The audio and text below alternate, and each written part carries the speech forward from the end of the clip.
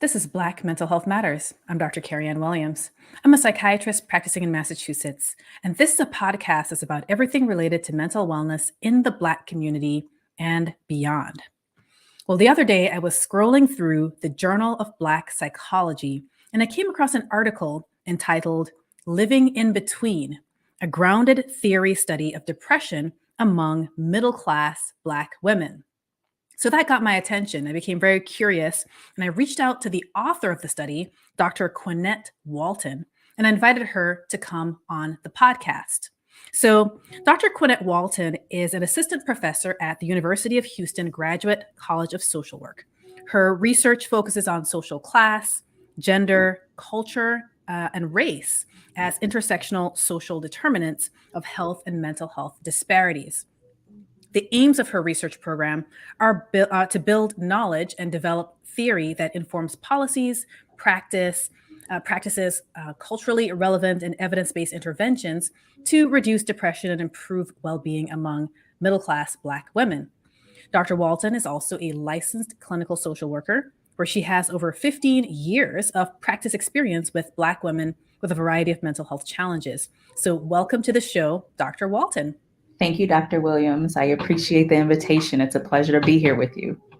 So why have you chosen to specialize in Black women's mental health? I mean, we deserve to be healthy in all aspects of our lives, right? And so when people ask me that question, I'm very invested, right, in our overall well-being. So my research and practice have been on a mental health part.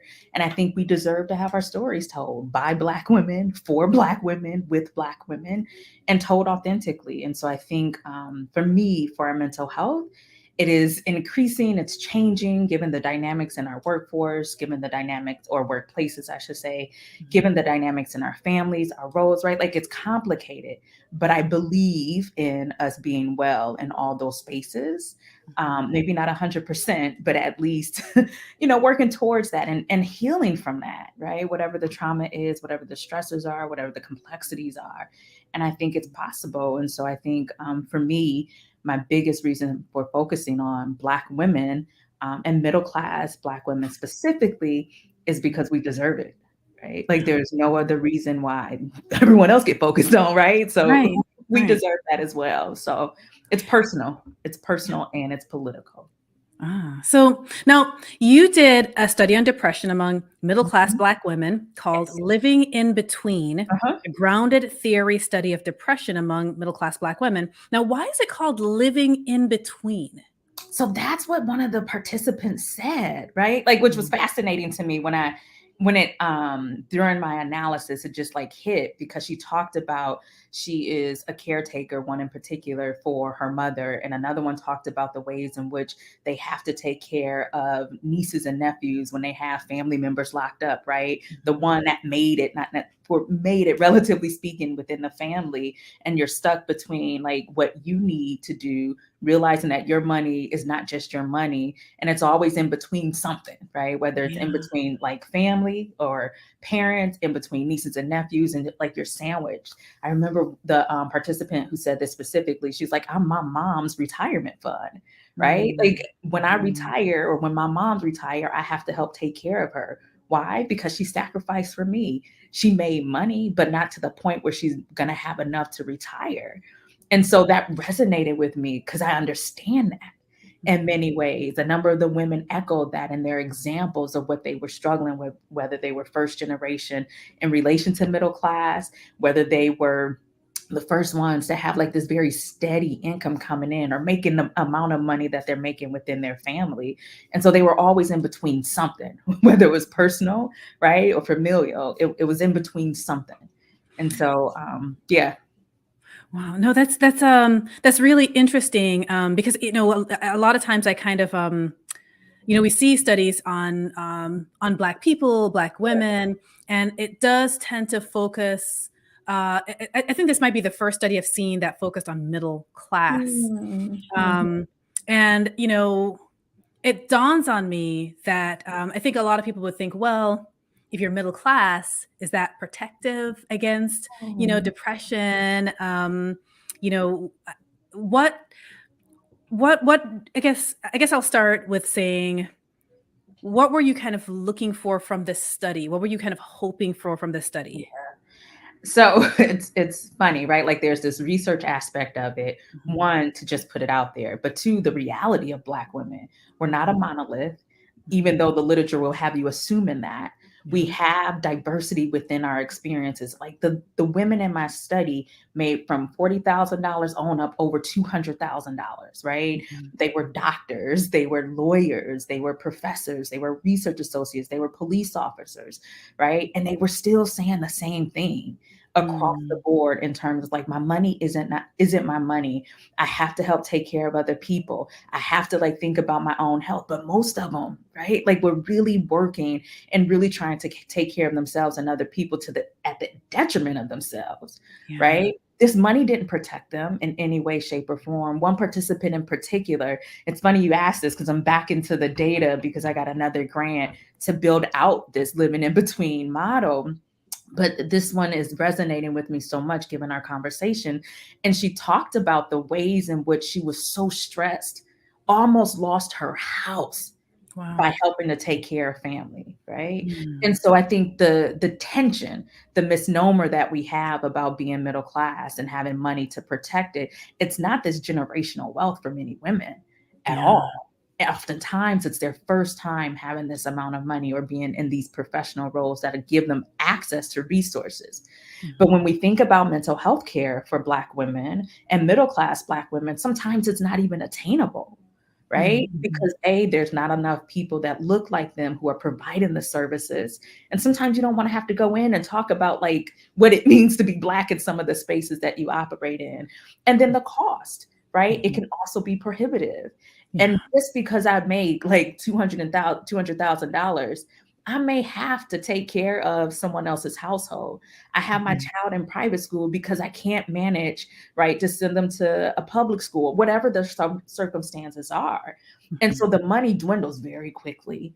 That Yeah. causes stress, right? The participant I am thinking of talked about almost losing her house, Mhm. also almost losing her life because of the stress. Her pressure was so Wow. high, Mm, mhm, right? And so when we think about middle class and when we think about Black women in particular, we have to think about the totality of our experiences and the mhm, nuances of who we are in the spaces that we operate in. And so that's why, like, when we think about living in between, why I focus on middle class Black women, it's very mhm, intentional. And I mhm, think and it's also very deliberate, right? mhm. How I come to understand who we are, what we do, how we do it, right? And I just don't want to talk about our pain and our problems Right. because there was No. so much joy that came out of these interviews as well. And Mhm. so, yeah, that's how I think about it. That's why I'm doing it. Not saying I'm Yeah. getting it right, but it's a start. No, speaking of the interviews, how did you tell us a little bit about how you set up the study, kind of how who were these women and, what did you kind of do? Yeah. So when I think about, traditional research, some folks go to like what is it, like a pool of people to come in. Mine has always been my network. I'll send it out to friends who will send it out to friends who will send it out to friends. And that's how I got women to come in Mhm, without question. mhm, Without question. And so I was intentional and I'm a qualitative researcher. Let me be clear about that. mhm, I have respect for quantitative work, but for me, qualitative work helped me really explain and tease out some of the nuances of what it means to live at the intersection of these identities. And mhm. so it was colleagues and friends that helped me recruit the women. And then it was like, okay, I got to stop recruiting so I can analyze some data, Yeah. right? Because women kept coming, but they wanted to hear. And I always asked at the end of each of my study, what made you participate in this study? Mhm. And all of the women talked about no one ever asked me, Wow. right? Like it's Wow, I'm wow. and of course, right? Because friends are middle class and I have a range of friends, I should say, in terms of socioeconomic status and education and professions.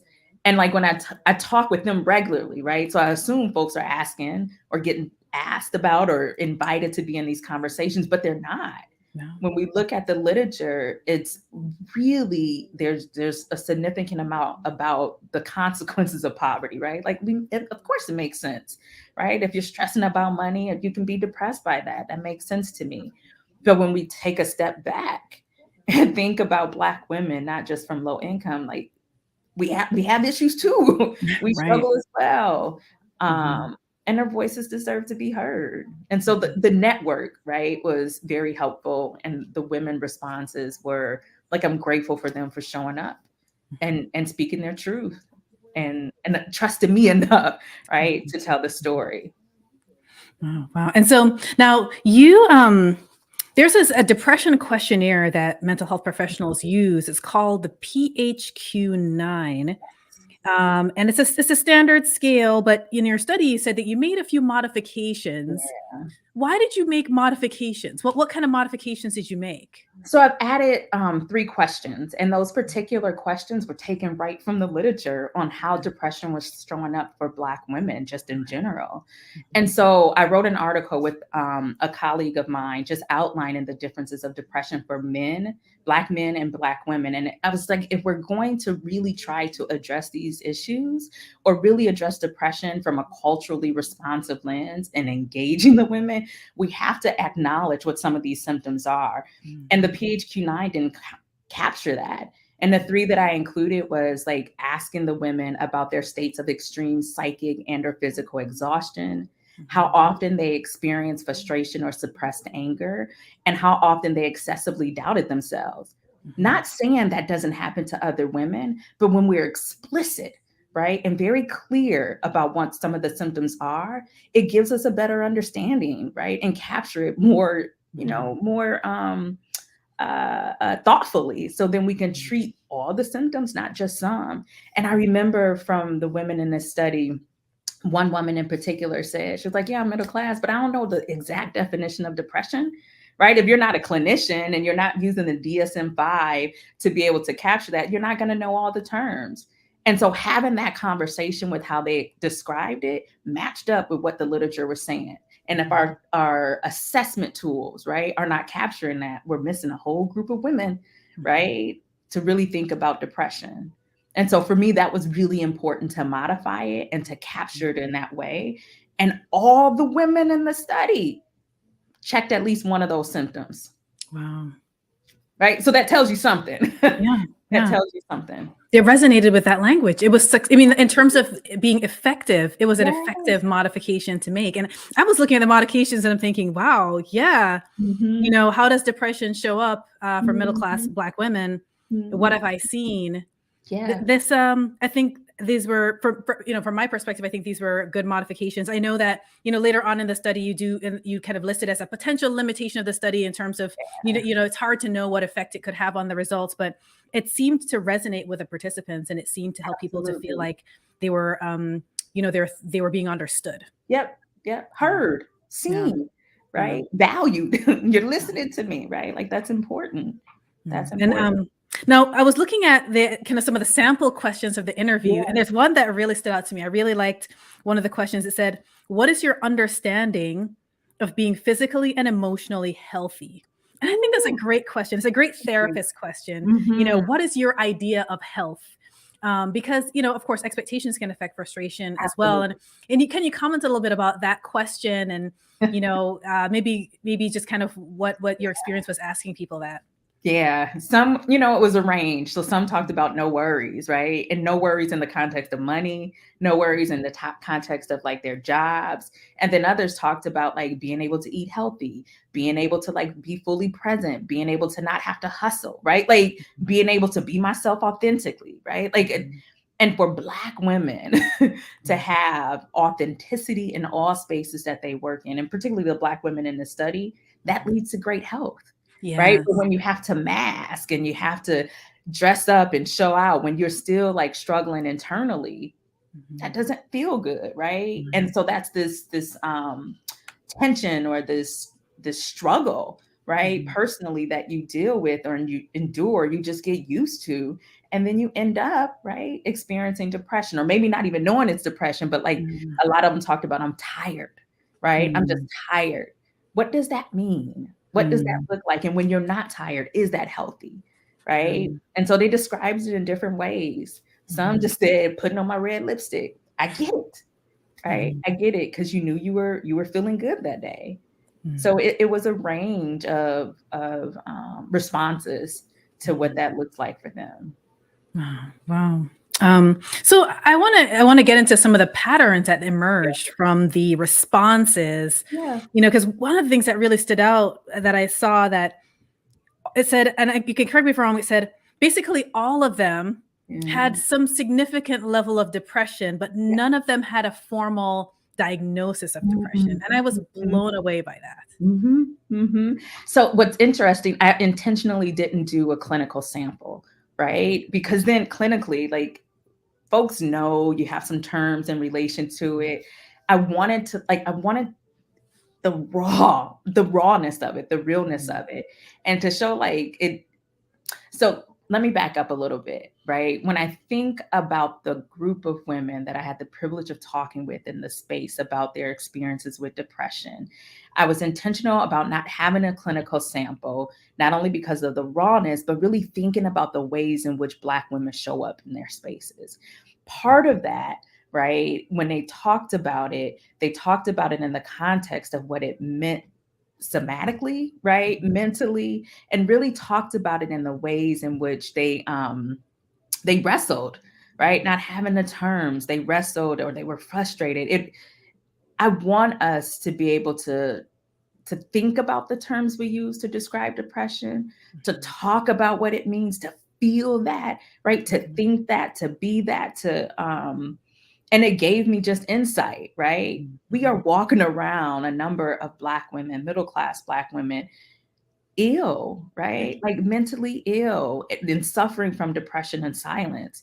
We've seen examples with countless Black women that have attempted suicide, that have completed suicide, right? That have been possibly triggered by depression. And folks need to know we can put on lipstick, we can do our makeup, our hair can look good, we can look good in our clothes, but inside we can be dying. That mask can serve as both a protective factor as well as a risk factor for our well-being, overall well-being.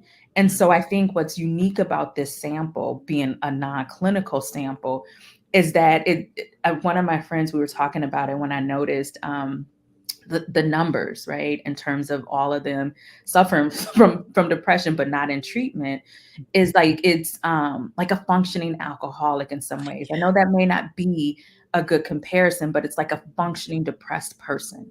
What does this look like? How are you dressing it up? Right. And still being able to function, right? We still perform at high levels, still show up at our jobs and do it exceptionally well, still show up for our families and do it really well. But all along, we're dying on the inside and we deserve to speak our truth. Yeah. I think that's important. And it's interesting because I read somewhere that sometimes Black women then interpret their depression or their fatigue, they interpret it as failure. Yeah. They think they're failing. Yes. Or weakness, right? Yeah.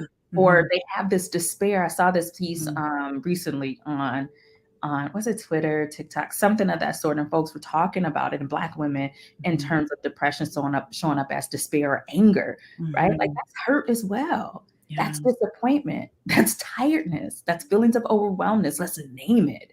Right. And it's not about being weak. It's about honoring everything that's going on and having community around you. Because the women in the end talked about the way to address it is through sister circles, right? The way to address it is being in community. We're collective, but it's this reality that we're operating individually and then being embarrassed by it, right? The stigma attached to it. And so, yeah, that's a lot. It's a lot.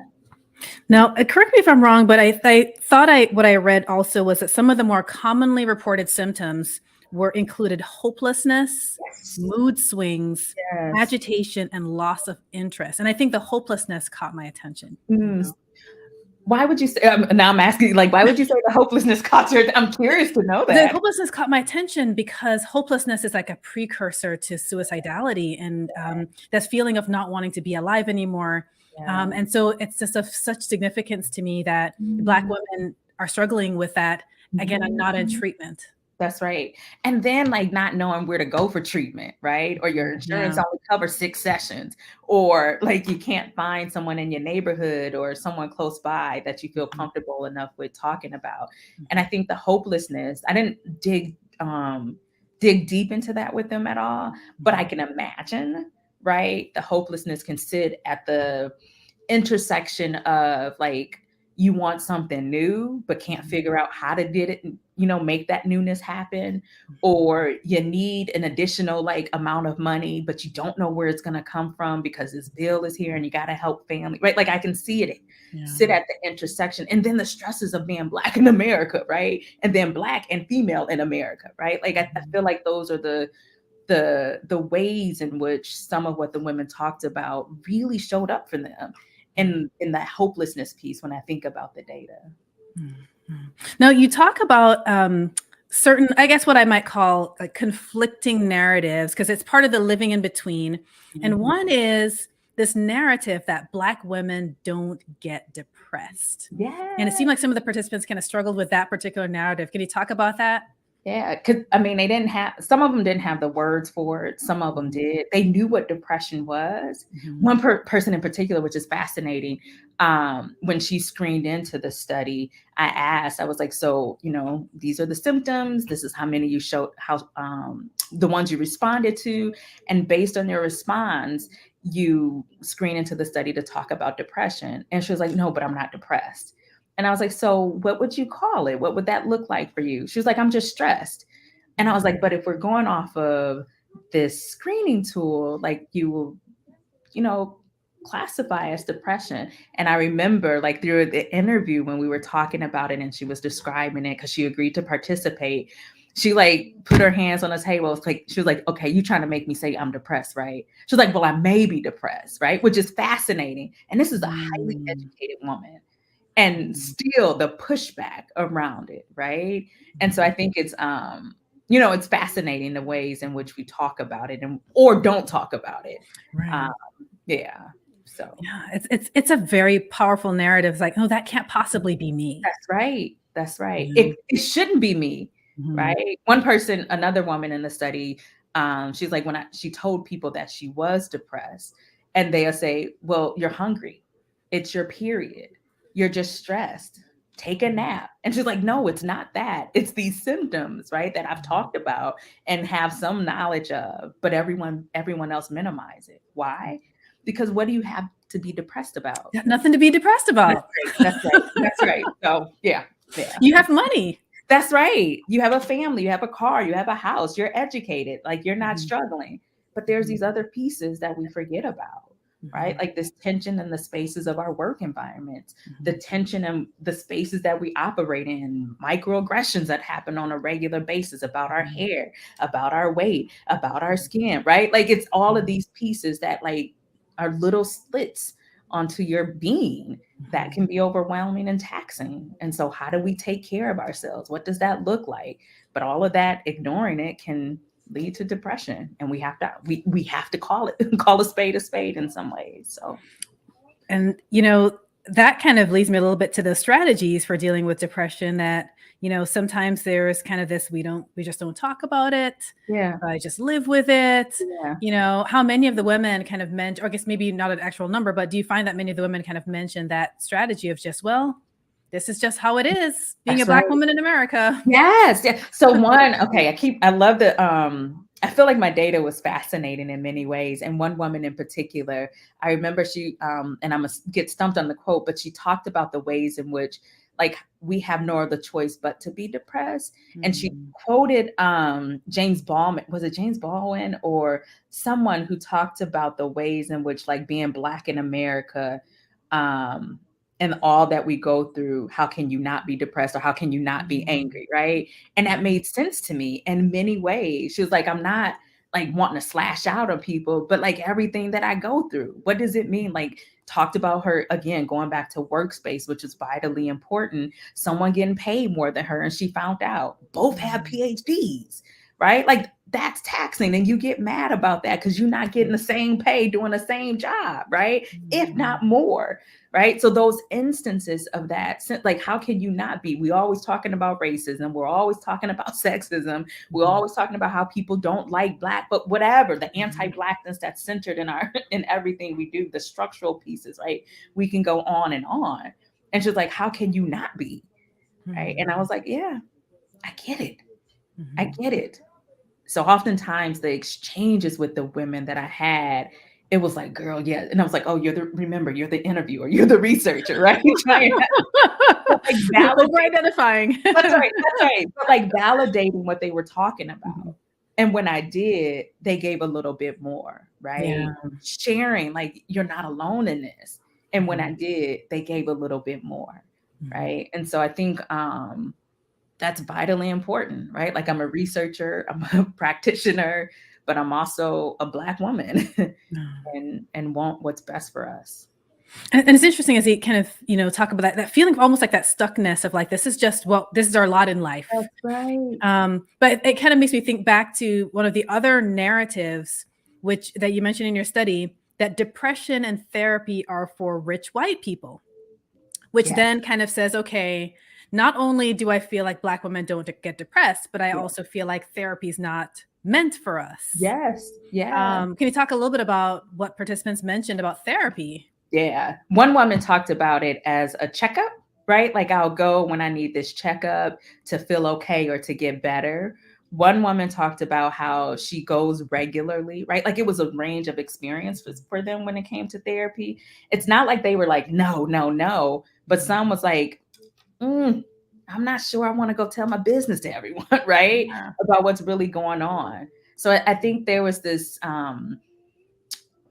hesitation, but also openness, right? But if I found the right person, then I think I would do it. Not necessarily, I'm gonna go sign up right now because this is what I'm feeling. And fast forward now to 2023, I did a study on COVID-19 racism and mental health among middle class Black women.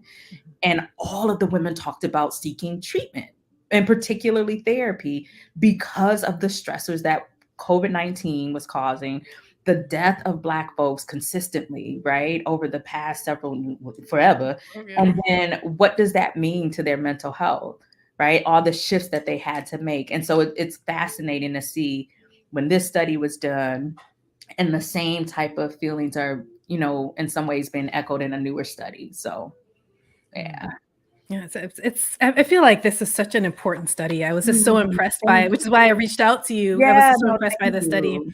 Um, the other strategy that some of the women used was going to church, take it to God, but then Yes. finding that going to church was not always enough. Tell me a Mhm. little bit about that. Yeah. So it's fascinating. They talked about the ways in which, like, I'm a God-fearing person. I believe in God. I'm spiritual, but also know I need to do a little bit something else, right? Whether it's exercising, whether it is going to therapy for those who did seek it out or at least think about it, right? Or taking a little bit of medication, as one woman talked about, a tune-up, right, to help them get better.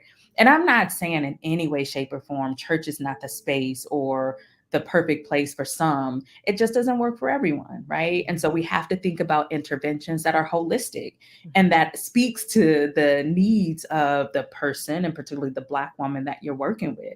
And some may use church, attending church, prayer, right, meditating as opportunities to recenter, to connect, right, and to think about, like, what does this mean to wrestle with depression, because some of them talked about that. And then some may need church, some therapy, some case management, right? Like some exercise. Like, we have to think holistically about what it means to address the depression. And I think church have different supports, right, that people can rely on, but it's not the end all be all as the women talked about. Right. So it's like it's kind of one of those all of the above. And I think sometimes people are taught to just church. That's all That's you right. need. That's right. That's right. Um, So I guess, as we talk about, Black women navigating these kind of different worlds with conflicting messages about depression and how to deal with depression, you know, how would you like your study to be used ultimately? My dream will be, right, like, that we start thinking about, from a research perspective first, interventions when we say culturally adaptive, when we talk about culturally responsive, that we listen to what people want, right, and use research to guide that, right. My study talks about future research should explore it in the context of sister circles. That's important. That's what women talked about. One woman in particular in one of the studies, in this study, she said when she knew something was wrong, like, she will get on Facebook to call up her girls and say, I need help. or come, they'll call this Sunday service, right? But they're doing connection on Facebook. So I love to see how social media can be used to help navigate Black women in these spaces and connect them, right, to healing practices. I would love to be able to see interventions that incorporate multiple approaches to care, right? Not just sister circles or church or medication, but what are we doing in the community? Right? Are women allowing to garden? Are women allowing to incorporate exercise, right? To get better? Because we know exercising at least 30 minutes a day can help improve your overall well-being. Why aren't we seeing that, right? In our interventions. I would love to be able to see practitioners not have the women come to them, but you go to the women, right? We have to broaden the way in which we engage in treatment. It's not just in the office, right? Of course, since the pandemic, we've been able to do telemedicine, but we should have been doing that a long time ago, right? It's been available. And so I would love to see more use of that and practices, right? I would love to be able to see more practitioners participating in research with scholars, right? To really build out interventions that they can employ in their office or with the women in their homes to help see change. And then when I think about policy, give us money, right? Like I am my sister's keeper. We can have money to be able to help create interventions that are sustainable in the communities in which middle-class Black women and Black women in general live, that I think, and I am hopeful, and I will say would be a lot more useful than us going to our doctor's office. Maybe not more useful, but could be used in addition to going to our doctor's office, in addition to getting case management, in addition to therapy, right? Like we have to have funding to support creative ways. Yeah, grants and special projects. And I mean, because I'll tell you, we can write and design all these things. We just need funding. That's right. And it shouldn't have to be a randomized control trial to say that this is the end all be all. We have to be flexible. We really do, in terms of funding sources, to build up to something that is a lot more lasting, a lot more impactful. And the women told me what they wanted. They told me what they wanted, right? Funding is just not going to support, right, all of the, I think, right, all of the type of approaches that they may want. And so we have to frame it in a way, I think it's the both and, framing it in a way that can get funding, but also framing it in a way that once funding comes, that it can be sustained. And so for me, that's vitally important. Well, I want to thank you so much for coming on the podcast. As I said, I was really, really, I just found the article super kind of helpful and interesting. And so I just knew I wanted to talk with you about it. And, are there ways that people can connect with you on like Twitter or some, social media? Yeah, I'm really only on Twitter at Dr. QL Walton. And so please feel free to follow, feel free to reach out if there's questions or anything of that sort. And I'm always available via email, qwalton2@central.uh.edu. So, yep, right. I am available.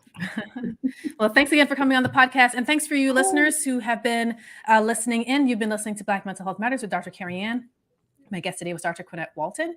We were talking about depression in middle-class Black women. If you enjoy listening to the podcast, don't forget to give it a rating on their favorite podcasting platform, and have a great week.